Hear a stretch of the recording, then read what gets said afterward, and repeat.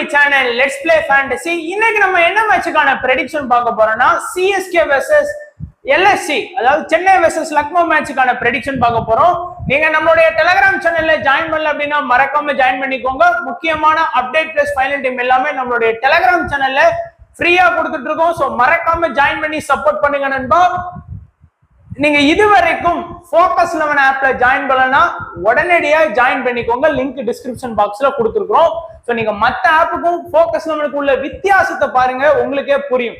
அதே போல வந்து பாத்தீங்கன்னா அந்த 5+1 6 பிளேயர் செலக்ட் பண்ணி அதுல கேப்டன் வைஸ் கேப்டன் போட்டு வின் பண்றக்கூடிய மெத்தட் வந்து பாத்தீங்கன்னா புதுசா அறிமுகப்படுத்தி இருக்காங்க. சோ ஸ்மால் லீக் பிளே பண்றதுக்கு உண்மையிலே ரொம்பவே பெஸ்டான ஒரு அப்ளிகேஷனா இருக்கு. சோ ஜாயின் பண்ணாதவங்க ஜாயின் பண்ணிக்கோங்க, லிங்க் டிஸ்கிரிப்ஷன் பாக்ஸ்ல இருக்கு. அது மட்டும் இல்லாம டெய்லி எல்லா ஐபிஎல் மேட்ச், ஏன் இந்த சிஎஸ்கே வெர்சஸ் லக்னோ மேட்சுக்கு கூட 10,000 ரூபாய் ஃப்ரீ கிவ்அவே கொடுக்குறாங்க. சோ லிங்க் டிஸ்கிரிப்ஷன் பாக்ஸ்ல இருக்குது. ஜாயின் பண்ணாதவங்க சீக்கிரமா ஜாயின் பண்ணிக்கோங்க.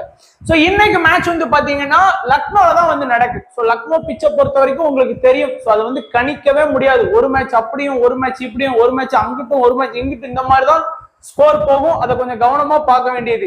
சோ பிச்சை பொறுத்த வரைக்கும் இது கொஞ்சம் பெரிய பிச். மத்த பிச்சு பாத்தீங்கன்னா நீங்களே பாத்திருப்பீங்கன்னா ஸ்ட்ரைட்ல வந்து அதிகபட்சமா நம்மளோட பிச்சோட இது வந்து பாத்தீங்கன்னா 74ல இருந்து 76 தான் இருக்கும். ஆனா இங்க வந்து பாருங்க 80 மீட்டர். அதே மாதிரி ஆஃப் சைடு வந்து பாத்தீங்கன்னா 66, லெக் சைடு வந்து பாத்தீங்கன்னா 73. எந்த பிச்சுமே ஆஃப் சைடு லெக் சைடுல 70+ போகாது. அதிகபட்சமா பாத்தீங்கன்னா 63, 65 இதுக்குள்ளதான் இருக்கும். ஆனா இந்த பிச்சு பாருங்க 73 வரைக்கும் போகுது. ஸ்ட்ரைட்ல இருக்கக்கூடிய இது இங்க இருக்கு. சோ இது ஒரு பெரிய பிச் அப்படிங்கிறதுனால பேட்ஸ்மேன் வந்து கொஞ்சம் எக்ஸ்ட்ரா பவர் போட்டு அடிக்க வேண்டி இருக்கும். அது மட்டும் இல்லாம பாத்தீங்க அப்படின்னா கேட்ச் ஆறதுக்கும் நிறைய வாய்ப்பு இருக்கு. சில இதெல்லாம் ஒரு 68 மீட்டர் போனா கூட 6 கிடையாது. சோ சில பிச்சுல 6, இதுல வந்து கேட்ச் அவுட் ஆகிறதுக்கான வாய்ப்பு நிறைய இருக்கு. புரியும் நினைக்கிறேன். சோ மத்தபடி வந்து பாத்தீங்கன்னா இந்த கிரவுண்ட்ல வந்து ஸ்பின்னுக்கு சப்போர்ட் பண்ணும். ஆனா இது வரைக்கும் பாத்தீங்கன்னா ஸ்பின்னுக்கு சப்போர்ட் பண்ற மாதிரியான பிச்சு மாதிரி இல்ல. ஃபுல்லா இந்த ஐபிஎல்ல பாத்தீங்க அப்படின்னா பேட்டிங் தான் வந்து ஃபுல்லா ஆதிக்கம் செலுத்துற மாதிரி இருக்கிறாங்க. சோ ரெக்கார்டு நம்ம லாஸ்டா வந்து பாத்தீங்கன்னா என்ன மாதிரியான ரிசல்ட் இந்த பிச்ல நடந்திருக்கு அப்படின்னு பார்க்கலாம். சோ லக்னோ வெர்சஸ் டிசி மேட்சை பொறுத்த வரைக்கும் டிசி வந்து இந்த மேட்சை வந்து ஈஸியாவே வின் பண்ணிட்டாங்க.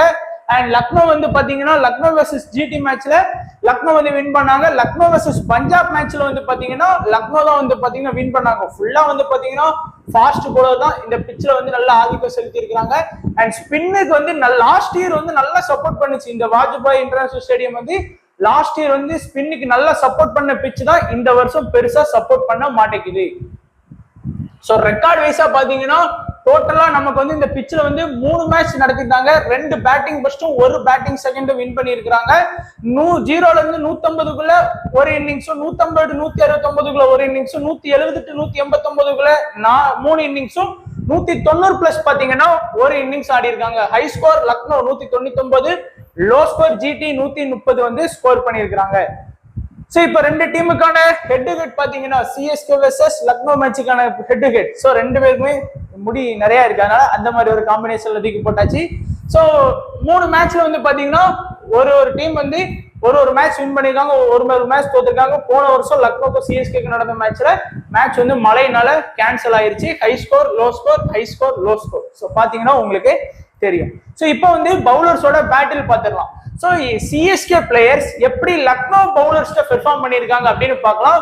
ருத்ராஜ் கைக்வாட் பிஷ்னோய் பால்ல ஒரு டைம் அவுட் ஆயிருக்காரு. சிவம் துபே அமித் மிஸ்ரா பால்ல 3 டைம் அவுட் ஆயிருக்காரு. பிஷ்னோய் பால்ல ஒரு டைம் அவுட் ஆயிருக்காரு. தோனி அமித் மிஸ்ரா பால்ல ஒரு டைம், ஸ்டோயினிஸ் பால்ல ஒரு டைம், பிஷ்னோய் பால்ல ஒரு டைம்.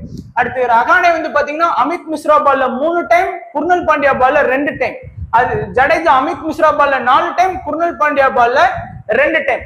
இந்த கிரவுண்ட் வந்து ஸ்பின்னுக்கு நல்லா சப்போர்ட் பண்ணும். லாஸ்ட் இயர் கூட வந்து பாத்தீங்கன்னா லாஸ்ட் இயருக்கு முந்தைய இயரும் பாத்தீங்க அப்படின்னா அமித் மிஸ்ரா வச்சு தான் அவங்க அட்டாக் பண்ணாங்க இந்த கிரவுண்ட்ல. அமித் மிஸ்ரா, பிஷ்னாய், குர்னல் பாண்டியா ஸ்பின்னை வச்சு இந்த கிரவுண்ட்ல அட்டாக் பண்ணாங்க. ஆனா இந்த வருஷம் அவங்களுக்கு ஸ்பின் வந்து இந்த பிச்ல பெருசா சப்போர்ட் பண்ணல. எந்த மேட்ச் வேணாலும் ஸ்பின்னுக்கு சப்போர்ட் பண்ற மாதிரி கூட அமையலாம்.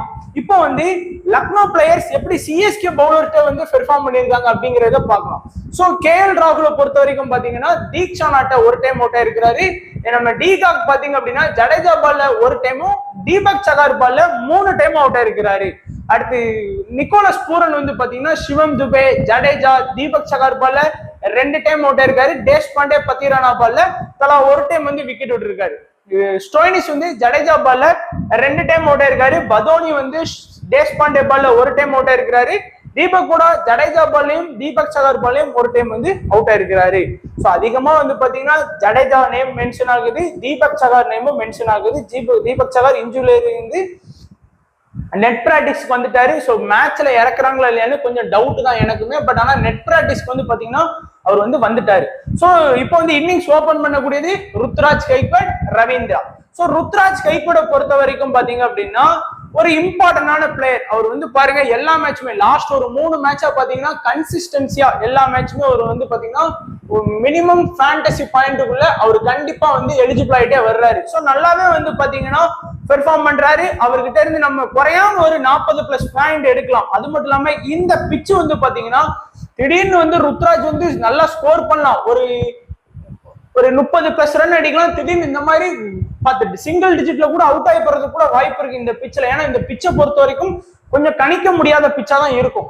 ரவீந்திரா வந்து பாத்தீங்கன்னா முதல் 2 மேட்ச் மட்டும்தான் நல்லா ஸ்கோர் பண்ணாரு. அதுக்கு அடுத்த மேட்ச் ஃபுல்லா பாருங்க 2, 12, 12, 21. ஏன் நம்ம தலை தோனியை விட வந்து பாத்தீங்கன்னா லாஸ்ட் ஒரு மேட்சா கம்மியா தான் ஸ்கோர் பண்ணி கொடுத்துட்டு இருக்கிறாரு. ஏன்னா தோனி கூட விக்கெட் கீப்பிங், ஸ்டம்பிட் இதெல்லாம் இருக்கு. ஸோ அதனால ரவீந்திராவை பொறுத்த வரைக்கும் முதல் 2 மேட்ச் வந்து பயங்கரமா ஆடினாரு. இந்த மேட்சுமே எனக்கு தெரிஞ்சு ரவீந்திரா வந்து ஸ்கோர் பண்ற கொஞ்சம், அதாவது இந்த ஸ்டார்டிங்ல மட்டும் கொஞ்சம் நல்லா ஆடிட்டாருன்னா ஸ்கோர் பண்ணிடுவாரு. அந்த ஸ்டார்டிங் ஸ்டேஜ் தான் இந்த பிச்சில் வந்து கொஞ்சம் முக்கியமா இருக்கும். அடுத்து ரஹானே பாத்தீங்கன்னா நம்ம மாமா வந்து ஓரளவுக்கு பாத்தீங்கன்னா முதல்ல கொஞ்சம் நல்லாவே ஸ்கோர் பண்ணாரு. லாஸ்ட் மேட்ச் வந்து எம்ஐக்கு அகேன்ஸ்டா ஓப்பனிங்லாம் இறக்கி விட்டு ஏதோ புதுசா பிளான் பண்றாங்க, என்ன பண்றாங்க நமக்கு தெரியல. பட் ரஹானே வந்து ஒரு 4 மேட்ச் எடுத்துக்கிட்டீங்கன்னா எல்லா மேட்சுமே சூப்பரா தான் ஆடினாரு. கேட்ச் பிடிக்கிறதா இருக்கட்டும் எல்லாமே ஓரளவுக்கு பாயிண்ட் வாங்கி கொடுத்தாரு. லாஸ்ட் 2 மேட்சா தான் அவரோட பெர்ஃபார்மன்ஸ் வந்து ரொம்ப சரியில்லை. அடுத்து மிச்சல் தான் நம்ம சிஎஸ்கே டீமுக்கு இப்போ கொஞ்சம் ஆபத்து மாதிரி தோணுது எனக்கு. நம்ம ஃபேண்டசிக்கு அப்படிதான் தோணும். ஏன்னா பாருங்க 22, 24 பிளஸ் ஒரு விக்கெட், 34, 13, 25, 17 சொல்லி ரொம்ப ஸ்லோவா ஆடுறாரு. 50 ஓவர் பிளேயர் அப்படிங்கறத ப்ரூவ் பண்றாரு. தோனி கூட பாத்தீங்கன்னா லாஸ்ட் மேட்ச் 4 பால்ல 20 அடிக்காரு. ஆனா அவர் வந்து பாத்தீங்கன்னா நல்ல வேலை மிச்சல் அவுட் ஆனாங்க, இல்லைன்னா நம்ம மும்பை கூட கண்டிப்பா தோத்திருந்திருப்போம். ஸோ அந்த மாதிரி ஒரு மிச்சல் வந்து ரொம்ப பொறுமையாடுறாரு. பட் நீங்க வந்து ஒரு 10 டீம் போட்டீங்க அப்படின்னா ஒரு டீம்லயாச்சும் மிச்சல் வந்து கேப்டனாவோ வைஸ் கேப்டனாவோ ட்ரை பண்ணுங்க. ஏன்னா மிச்சல் வந்து திடீர்னு வந்து பாத்தீங்கன்னா செஞ்சுரி அடிக்கக்கூடிய கெப்பாசிட்டி உள்ள பிளேயர் தான், அந்த பவர் எல்லாமே இருக்கு. ஸோ அதனால அந்த மரியாதைக்கு ஒரு டீம்ல கேப்டன் வைஸ் கேப்டனா ட்ரை பண்ணலாம். அடுத்து நம்ம ஆறுசாமி வந்து பாத்தீங்க அப்படின்னா நல்லா எல்லா மேட்சுமே எனக்கு தெரிஞ்ச சிவம் துபே தான் கன்சிஸ்டன்சியா ஒரு மேட்ச் கூட ஃபிளாப் இல்லாம எல்லா மேட்சுமே ஒரு மினிமம் பாயிண்ட் வந்து வாங்கி கொடுத்துட்டே இருக்கிறாரு. ஸோ அவர் வந்து கண்டிப்பா நீங்க வந்து இம்பார்ட்டன்ஸ் கொடுக்கலாம். சமீர் ரிஸ்வியை பொறுத்த வரைக்கும் பேட்டிங் சான்ஸ் அப்படிங்கிறது ரொம்ப கஷ்டம். ஏன்னா சிவம் துபேக்கு அப்புறம் திடீர்னு ஜடேஜா வராரு, இல்ல தோனி வராரு, அதுக்கப்புறம் தான் வந்து பாத்தீங்கன்னா சமீர் ரிஸ்விக்கான பேட்டிங் சான்ஸ்ங்கிறது கிடைக்கும். ஸோ அதனால அவருக்கான பேட்டிங் சான்ஸ்ங்கிறது ரொம்ப கம்மி தான். அடுத்து தோனி விக்கெட் கீப்பர் ஆப்ஷன்ல இருக்காரு. கடைசி ஒரு ஓவர் இல்லைன்னா கடைசி 3 பால் இந்த மாதிரி தான் தோனிக்கான பேட்டிங் சான்ஸ் கிடைக்கும். எல்லா மேட்சுமே கிடைக்கும்னு சொல்ல முடியாது. பட் எனக்கு தெரிஞ்சு லக்னோ மேட்ச்ல கிடைக்கிறதுக்கான வாய்ப்பு இருக்குன்னு தோணுது. அட்லீஸ்ட் ஒரு ஓவரோ 2 ஓவரோ கிடைக்கிறதுக்கான வாய்ப்பு இருக்கு. Jadeja batting plus polling option பண்ணிட்டு இருக்காரு. ஏதாச்சும் ஒரு இதுல வந்து பாத்தீங்கன்னா எல்லா மேட்சுமே ஒரு பாயிண்ட்ஸ் வந்து நமக்கு வாங்கி கொடுக்குறாரு. தீபக் சகார் உள்ள வந்தாருன்னா கண்டிப்பா விக்கெட் எடுக்கிறதுக்கான வாய்ப்பு இருக்கு. ஏன்னா லாஸ்ட் ஒரு 2 மேட்ச் ஆடல, ஷதுல் தக்கர் அந்த இடத்துல ஆடிட்டு இருக்காரு. அது மட்டும் இல்லாம தீபக் சகார் நெட் பிராக்டிஸ்க்கு வந்துட்டாரு. பட் உள்ள வருவாரான்னு தெரியல. ஸோ 1வது ஓவர், 3வது ஓவர், 5வது ஓவர் சொல்லி இனிஷியல்ல பவுலிங் பண்ணி டிகாக் மாதிரி பிளேயரை வந்து விக்கெட் எடுக்கிறதுக்கு நிறைய வாய்ப்பு வந்து இருக்குது. அடுத்து பத்திரானா டெத்துல வந்து பாத்தீங்கன்னா பத்திரானா வந்து பாத்தீங்கன்னா வேற லெவல்ல பவுலிங் பண்ணுவாரு. குறிப்பா பத்திரானாவை பொறுத்த வரைக்கும் எனக்கு தெரிஞ்சு ஃபர்ஸ்ட் இன்னிங்ஸ்னாலே நல்லா தான் பவுல் பண்ணுவாரு. லாஸ்ட் மேட்ச் எம்ஐக்கு அகேன்ஸ்டா 2வது இன்னிங்ஸ்ல பவுல் சூப்பரா பண்ணாரு. ஃபர்ஸ்ட் இன்னிங்ஸ்லயும் பத்திரானா வந்து சூப்பரா தான் பவுலிங் பண்ணுவாரு. ஏன்னா டிசிக்கு அகேன்ஸ்டா ஃபர்ஸ்ட் இன்னிங்ஸ்ல நல்லாவே பவுல் பண்ணாரு. முஸ்டபிசூர் ரஹ்மானும் வந்து பாத்தீங்கன்னா டெத்ல பவுலிங் பண்ணுவாரு. அதே மாதிரி ஸ்டார்டிங்லயே வந்து பாத்தீங்கன்னா 2வது ஓவர், இப்ப தீபக் சகார் 1வது ஓவர் போடுறாருன்னா முஸ்டபிசூர் 2வது ஓவர், 3வது ஓவர் தீபக் சகாரா, 4வது ஓவர் முஸ்டபிசூர் ரஹ்மான். அந்த மாதிரி வந்து பாத்தீங்கன்னா ஸ்டார்டிங்கே அட்டாக் பண்ணுவார். அவர் விளாண்ட சிஎஸ்கே மேட்ச் எல்லாத்துக்குமே 4 ஓவர் நறுக்குன்னு பவுல் பண்றாரு, ஒரு விக்கெட்டாச்சும் எடுத்து கொடுத்துறாரு. அதே மாதிரிதான் பத்திரானாவும் 4 ஓவர் பவுலிங் பண்றாரு, நறுக்கு விக்கெட் எடுத்து கொடுக்காரு. அதே மாதிரி தேஷ்பாண்டேயும் பாத்தீங்கன்னா எல்லா மேட்சுமே ஓரளவுக்கு வந்து பாத்தீங்கன்னா 4 ஓவர் பவுலிங் பண்ணாரு. இந்த ஒரு மேட்ச் வந்து சீக்கிரம் முடிச்சிட்டாங்க மேட்ச், அதனால எல்லா மேட்சுமே 4 ஓவர் பவுலிங் பண்ணி தேஷ்பாண்டே நல்ல விக்கெட் வந்து ஸ்கோர் பண்ணி கொடுக்குறாரு. சோ இம்பார்ட்டன்ட் பாத்தீங்க அப்படின்னா என்ன பொறுத்த வரைக்கும் ஒரு 7 இம்பார்ட்டன்ட் பார்த்தோம்னா ருத்ராஜ் கைக்வாட், சிவம் துபே, அடுத்து வந்து பாத்தீங்கன்னா ரவீந்திர ஜடேஜா, பத்திரானா, முஸ்டபிசூர் ரஹ்மான் அண்ட் தேஷ்பாண்டே. இந்த 7 பேருமே போதும். ஸோ கொஞ்சம் யாராவது பவுலிங் ஆப்ஷன்ல தேஷ்பாண்டேக்கு பதிலாக 7வது ஆப்ஷன்ல நான் ரவீந்திராவை சூஸ் பண்ணுங்க. ஏன்னா ரவீந்திராவோட பேட்டிங் பெர்ஃபார்மன்ஸ் ரொம்பவே புவரா இருக்கு. ஏன் ரகானையை விட ரவீந்திரா வந்து கம்மியா தான் நண்பா பாயிண்ட் வாங்கி கொடுத்துட்டு இருக்காரு. நம்ம பாத்தீங்கன்னா தெரியும், ஃபர்ஸ்ட் மேட்ச் 37, இதுல வந்து ரகானே வந்து தோத்துக்காரு. அடுத்த மேட்ச் 46, இதுல வந்து ரகானே தோத்துக்காரு. அடுத்த மேட்ச்ல ரகானே வின்னிங், அடுத்த மேட்ச்ல 12க்கு இதுல ரகானே வின்னிங். இதுல வந்து ரகானேக்கு பேட்டிங் சான்ஸே கிடைக்கல, இதுல வின்னிங். ஸோ ரகானேக்கு ஈக்குவலா தான் வந்து பாத்தீங்கன்னா ரவீந்திராவும் ஸ்கோர் பண்ணி கொடுத்துட்டு இருக்காரு, ஞாபகம் வச்சுக்கோங்க. அடுத்து வந்து Lucknow team. So Lucknow team வந்து பாத்தீங்கன்னா நல்ல ஸ்ட்ராங் ஆடக்கூடிய டீம் தான். பட் அவங்களும் வந்து கொஞ்சம் சொதப்பிட்டு இருக்காங்க ரீசெண்டா. ஸோ டிகாக், கேஎல் ராகுல். டிகாக்கை பொறுத்த வரைக்கும் நம்ம ஏற்கனவே சொன்ன மாதிரி தான், அடிச்ச அன்னைக்கு டே செட் ஆச்சுன்னா ஸ்கோர் பண்ணிடுவார். இந்த மாதிரி ஒரு 54, 81 ஸ்கோர் போனார். இல்ல அப்படின்னா அவரால் பெரிய ஸ்கோர் எடுக்கிறதுக்கான வாய்ப்பு கம்மி. எனக்கு தெரிஞ்சு இன்னைக்கும் டிகாக்கால பெரிய ஸ்கோர் எடுக்கிறதுக்கான வாய்ப்பு கம்மி. மிஞ்சி போனா ஒரு 30, 20 to 30 ரன் இந்த மாதிரி அடிக்கிறதுக்கான வாய்ப்பு இருக்கு. தவிர ஒரு செஞ்சுரி, ஒரு 70 அந்த மாதிரி அடிக்கிறதுக்கெல்லாம் சிஎஸ்கே பவுலர் சுடுவாங்களான்னுங்கிறது கொஞ்சம் டவுட் தான். கேஎல் ராகுல் தரமான பிளேயர், எல்லா மேட்சுமே பாருங்க ஒரு கணிசமான பாயிண்ட் வந்து நமக்கு வாங்கி கொடுத்துருவாரு. 30+நாலும் விக்கெட் கீப்பர்ல ஒரு ஸ்டம்பிட்ட கேட்ச பிடிச்சு எப்படி பார்த்தாலும் ஒரு 60-70 பாயிண்ட் வாங்கி கொடுத்துறாரு கேஎல் ராகுல். அதுல வந்து ராகுல் பெஸ்ட். படிகள் வந்து லாஸ்ட் மேட்ச் இறக்கல, தீபக் கூடாவை தான் இறக்குனாங்க. பட் தீபக் கூடாக்கு படிகளை எவ்வளவு பரவாயில்லங்கிற மாதிரி இருக்கு. அதனால படிகள் இந்த மேட்ச் வந்து வாய்ப்பு மறுபடியும் கொடுப்பாங்கன்னு எனக்கு தோணுது. ஸோ அதனால படிகளை இருக்கலாம். ஸ்டோயினிஸை பொறுத்த வரைக்கும் பாத்தீங்கன்னா இந்த சீசன்ல ஒரே ஒரு மேட்ச் தான் பேட்டிங் வந்து சூப்பரா ஆனாரு, 58 ரன் ஸ்கோர் பண்ணாரு. அதுக்கு அடுத்தபடியா ஒரு மேட்ச் வந்து 24 ஸ்கோர் பண்ணாரு. மீதி 4 மேட்சுமே ஸ்டோயினிஸ் வந்து பேட்டிங்ல வந்து ஃபிளாப் தான். ஸோ அதனால நம்ம ஏன்னா ஸ்டோயினிஸை எடுத்து வைக்கணும்னு எனக்கும் தெரியல. ஸோ அதனால கொஞ்சம் ஃபோக்கஸ் பண்றவங்க ஸ்டோயினிஸ்க்குலாம் இம்பார்ட்டன்ஸை கம்மி பண்ணுங்க. ஆனா இந்த மாதிரி சிஎஸ்கே மேட்ச்ல வந்து கொஞ்சம் இம்பார்ட்டன்ஸ் கொடுக்க வேண்டிய சூழ்நிலை வந்தாலும் வரும், அதையும் கொஞ்சம் பாத்துக்கோங்க. பூரான் வந்து பாத்தீங்கன்னா 4 மேட்ச் நல்லா ஆனாரு, ஒரு மேட்ச் ஃபிளாப்புக்கு அப்புறம் அடுத்த மேட்ச் வந்து பாத்தீங்கன்னா பேக் டு ஃபார்ம் வந்துட்டாரு. ஸோ 6 மேட்ச்ல 5 மேட்ச் வந்து பாத்தீங்கன்னா சூப்பரா வந்து பாத்தீங்கன்னா பாயிண்ட்ஸ் நமக்கு வாங்கி கொடுத்துருக்காரு. பதோனி லாஸ்ட் ஒரு 3 மேட்சாவே நல்லா ஆவரேஜா வந்து பாத்தீங்கன்னா ஸ்கோர் பண்ணி கொடுத்துட்டு தான் இருக்காரு.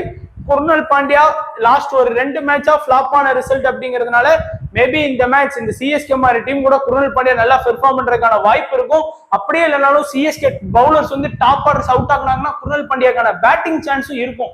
ஸோ அதனால குர்னல் பாண்டியாக்கு இம்பார்ட்டன்ஸ் கொடுங்க. அர்ஷத் கான் வந்து பாத்தீங்கன்னா லாஸ்ட் 2 மேட்சா போலிங் பண்ணி விக்கெட் எதுவுமே எடுக்கல. பிஷ்ணோய் வந்து பாத்தீங்கன்னா ஓரளவுக்கு வந்து பாத்தீங்கன்னா 3 மேட்ச் விக்கெட் எடுத்து கொடுத்துருக்காரு. 6 மேட்ச்ல 3 மேட்ச் வந்து விக்கெட் எடுத்து கொடுத்து 3 விக்கெட் வந்து பாத்தீங்கன்னா ஸ்கோர் பண்ணியிருக்காரு. பட் இந்த பிட்ச் வந்து ஸ்பின்னுக்கு இன்னும் சப்போர்ட் பண்ண மாட்டேங்குது. சப்போர்ட் பண்ணா பிஷ்ணோயில அந்த பிட்ச்ல நல்லாவே விக்கெட் எடுப்பாரு. லாஸ்ட் இயர்ல நல்லா விக்கெட் எடுத்தாரு. அண்ட் சமீர் ஜோசப்க்கு பேலா சமீர் ஜோசப்க்கு பேலா நவீன் உலகாக்கு இந்த மேட்ச் உள்ள வர்றதுக்கான வாய்ப்பு இருக்கு. ஏன்னா அவர் லாஸ்ட் மேட்ச் பெருசா பண்ணல, பட் நவீன் வந்து நல்லாவே பவுல் பண்ணாரு. யாஸ் தகூர் தொடர்ந்து ஒரு 3 மேட்ச் நல்லா பவுலிங் பண்ணிட்டு தான் இருக்கிறாரு. And Mohsin Khan wicket taking bowler. என்னதான் யார் எக்கடு கெட்டு போனாலும் சரி 4 ஓவர் நல்லா நறுக்குன்னு போடுவாரு. ஸ்டார்டிங்ல ஒரு 2 ஓவர், நம்ம மிடில் வந்து ஒரு ஓவர், டெத்ல வேணா 1 ஓவர் பவுலிங் பண்ணுவார். பட் மோஷின் கான் வந்து நல்ல ஒரு விக்கெட் டேக்கிங் பவுலரா இருக்கிறார். ஸோ இங்க என்ன பொறுத்த வரைக்கும் கேஎல் ராகுல், பூரான், குர்னல் பாண்டியா, நவீன் உல்காக், அடுத்து வந்து பாத்தீங்கன்னா மோஷின் கான்.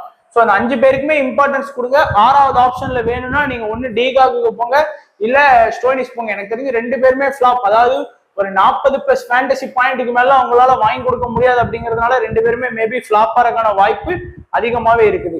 ஸோ இப்போ நம்மளுடைய ஸ்மால் லீக் டீம் பாத்தீங்கன்னா உங்களுக்கே ஒரு சில ஐடியாஸ் வந்து கண்டிப்பா கிடைக்கும். ஸோ சிஎஸ்கே பொறுத்த வரைக்கும் பாத்தீங்கன்னா ருத்து, சிவம் துபே, ரவீந்திரா, ஜடேஜா, பத்திரானா, முஸ்தபிசூர் ரஹ்மான். ஸோ நமக்கு வந்து 3 பவுலிங் ஆப்ஷன் இருக்கு. டாப்ல ஆடக்கூடிய 3 பேட்ஸ்மேன் இருக்கு. இதுல வந்து ரவீந்திராக்கு பதிலாக வேணா நீங்க ஏதாச்சும் மிச்சலையோ இல்ல ரகானையோ நீங்க போக்கஸ் பண்ணி பார்க்கலாம். இல்லைன்னா தேஷ்பாண்டேயை கூட நீங்க வந்து போக்கஸ் பண்ணி பார்க்கலாம். கேஎல் ராகுல், டிகாக்கு, பூரானே, அடுத்து வந்து பாத்தீங்கன்னா பிஷ்ணோய் அண்ட் மோஷின் கான். ஸோ நம்ம ஏற்கனவே சொன்ன மாதிரி ஃபிளாப்பா நிறைய வாய்ப்பு இருக்கு. பட் ஆனா 80% எடுத்ததுனால நான் சேஃபா உங்களுக்கு காமிச்சிருக்கேன். அந்த இடத்துல வந்து பாத்தீங்கன்னா நீங்க வந்து பதோனியை ட்ரை பண்ணி பார்க்கலாம். ஏன்னா பதோனி கூட ஸ்கோர் பண்ணிடுறாரு. இல்லைன்னா கண்டிப்பா குர்னல் பாண்டியாவை வந்து ட்ரை பண்ணுங்க. இந்த மாதிரி மேட்ச்ல வந்து கண்டிப்பா ஒரு 20 ரன் அடிச்சுட்டு ஒரு விக்கெட் எடுத்து கொடுத்தா கூட ஃபேண்டசி பாயிண்ட்ல வந்துருவாரு. ஸோ அதனால டிகாக்கு பதிலா குர்னல் பாண்டியா கூட ட்ரை பண்ணுங்க. கேப்டன் வைஸ் கேப்டன் பொறுத்த வரைக்கும் ருத்ராஜ் கெய்க்வாட் வந்து ஒரு மினிமம் 30+ ரன் அடிச்சாருனாலே போதும், கேப்டன் வைஸ் கேப்டன் எலிஜிபிள் வந்துருவாரு. கேஎல் ராகுல் வந்து பாத்தீங்கன்னா எல்லா மேட்சுமே ஒரு 40 ரன் அடிக்கிறாரு, பிளஸ் விக்கெட் கீப்பிங் ஆப்ஷன் பண்றதுனால ஒரு கேப்டன் வைஸ் கேப்டன் ஆப்ஷன் நம்ம போகலாம் தைரியமா. பத்திரானா எல்லா மேட்சுமே பாத்தீங்கன்னா 2 விக்கெட்டை கண்டிப்பா எடுத்து கொடுக்காரு. குறிப்பா ஃபர்ஸ்ட் இன்னிங்ஸ்ல பவுல் பண்ணாருன்னா விக்கெட் எடுக்கிறதுக்கு இன்னும் வாய்ப்பு இருக்கு. முஸ்டபிசுர் ரஹ்மானும் பாத்தீங்கன்னா சிஎஸ்கேயோட டெத்ல வந்து பவுல் பண்றதுனால அவருமே அட்லீஸ்ட் 1-2 விக்கெட் எடுக்கிறதுக்கான வாய்ப்பு இருக்கு. பூரான் எல்லா மேட்சுமே ராண்ட 6 மேட்ச்ல 5 மேட்ச் வந்து பாத்தீங்கன்னா 40+ ரன் ஸ்கோர் பண்ணிருக்காரு. So captain vice captain option நீங்க போகலாம். சோ இந்த 5 பேருமே best captain vice captain for this மேட்ச்னு சொல்லலாம். அதே மாதிரி வந்து பாத்தீங்கன்னா ட்ரம்ப் பிகா, மோஷின் கான், பதோனி, ரவீந்திரா, தேஷ்பாண்டே, ரஹானே இந்த 5 பேரையுமே கொஞ்சம் ஃபோக்கஸ் பண்ணாதவங்க ஃபோக்கஸ் பண்ணிக்கோங்க. அது மட்டும் இல்லாம மறக்காம Focus 11 ஆப்பையும் ஜாயின் பண்ணாதவங்க ஜாயின் பண்ணிக்கோங்க. லிங்க் டிஸ்கிரிப்ஷன் பாக்ஸ்ல இருக்குது.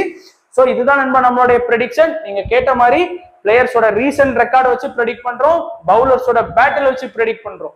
ஸோ இதுக்கப்புறம் பாத்தீங்க அப்படின்னா தனியா இன்னொரு வீடியோ வந்து இந்த பிளேயர் வந்து இந்த பிட்ச்ல எப்படி ஆடி இருக்காரு, இந்த டீமுக்கு அகைன்ஸ்டா எப்படி ஆடி இருக்காரு அப்படிங்கிற ஸ்டாட்ஸுக்கும் வச்சு நம்ம டீம் கிரியேட் பண்றோம். ஸோ அதுக்கும் சப்போர்ட் பண்ணுங்க. ஸோ மறக்காம எல்லாருமே நம்மளுடைய டெலகிராம் சேனல்ல ஜாயின் பண்ணி ஃபைனல் டீமை வந்து மிஸ் பண்ணாம பாருங்க. ஸோ வீடியோ பார்த்த எல்லா நண்பர்களுக்கும் நன்றி, வணக்கம். தேங்க்ஸ் ஃபார் வாட்சிங் நண்பா.